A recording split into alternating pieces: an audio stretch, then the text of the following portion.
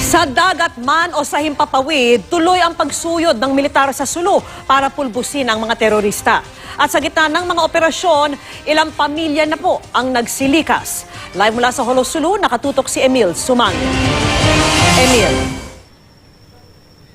Vicky, 3 araw matapos ang pagsabog sa Holo Cathedral, kaliwat kanan na ang operasyon ng militar, air, ground and sea para tugisin ang mga salarin.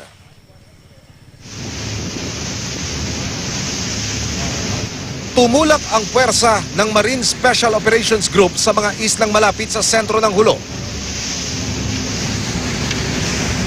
Nagsagawa ng clearing operation sa lugar ang Philippine Marines dahil sa impormasyong ilang grupo ng mga armadong individual ang namataan sa isla. May komunidad sa mga islang ito at para matiyak, nagkandak ng operasyon ng Marsog para matiyak na hindi humahalo roon ng mga teroristang grupo. Wala naman kami nakita ng mga armado doon. At least nalaman namin na ang sitwasyon doon sa lugar na yun at nakausap na rin namin yung mga tao doon. Huminera na sa himpapawid ang mga attack helicopter ng Philippine Air Force nang marating namin ang ibabaw ng masukal na kagubatan ng Patikul, Sulu. Tinarget ng Air Force ang nasa 300 Abu Sayyaf na huling na-monitor na gumagalaw sa bulubunduking mga barangay ng Maligay, Tanon at Tugas. Pero kinailangang i-abort ang operasyon dahil sa kapal ng ulap. Nakita nyo naman na low ceiling, so mahirap po mag-deliver tayo ng ordnance kung gano'n na mababa po ang ulap. But we are waiting. Kung may request po ang mga ground troops natin, anytime pwede tayong mag-deliver po ng mga ordnance.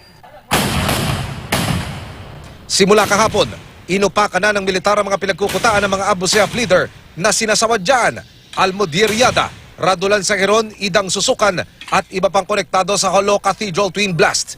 Nireid din ang pinagsanib na pwersa ng militar ang tirahan ni alias Kama sa barangay Lati, Patikul, Sulu. Si Kama ang itinuturong isa sa 4 na lalaki na nakuha ng CCTV sa lugar malapit sa Mount Carmel Cathedral matapos ang pagsabog. Pero nalusutan daw ni alias Kama ang mga militar at ang naabutan lang sa lugar ay ang isang lalaki na kamag-anak raw ni Kama. Napas lang ang kamag-anak matapos raw manlaban. Nakuha sa raid ang isang kalibre 45 na baril, isang sniper scope, 2 cellphone at isang motorsiklo. Dahil sa tuloy-tuloy na military operation, maraming taga-Patikul ang piniling iwan muna ang lugar nila para iligtas ang buong pamilya. Inabutan ng GMA News ang pila-pila ng mga sasakyan kaninang umaga.